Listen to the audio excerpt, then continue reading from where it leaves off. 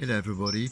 Today is the anniversary of the time in 1962 when the Cuban Missile Crisis was coming to its head. The confrontation between Russia and the United States over the fact that Russia had built some missiles in Cuba and thereby appearing to threaten America, which led to this face-off between Kennedy and Khrushchev. And I remember, I don't remember a huge amount from my teenage years actually, but I do remember distinctly going to bed on this night in 1962, really not knowing whether we would all wake up in the morning, whether the world would be the same, because there was this ship coming, threatening the American blockade of Cuba. And Kennedy had said that if the blockade was broken and if the missiles weren't dismantled, he would use nuclear weapons to deal with the situation. And Fidel Castro, in charge of Cuba at the time, said that such weapons would have wiped out almost the whole population of Cuba. But this was the kind of high stakes that were being played with. Eventually, of course, Khrushchev backed down and withdrew the missiles, and Kennedy's standing up to him with his threats had paid off.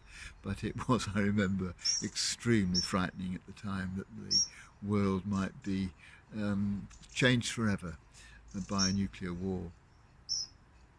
It reminded me of the pressure that our political leaders are under all the time, actually, but particularly, of course, in a crisis like that.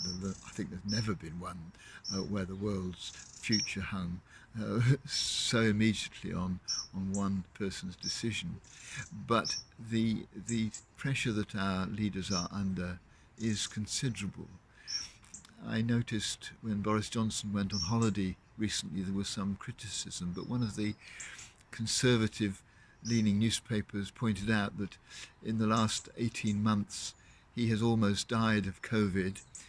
He's lost his mother, he's got divorced, he's had a child, he's got married, and most of us, I think, having that series of events in 18 months would have thought that was enough without having to deal with all the problems that Boris Johnson's had to deal with.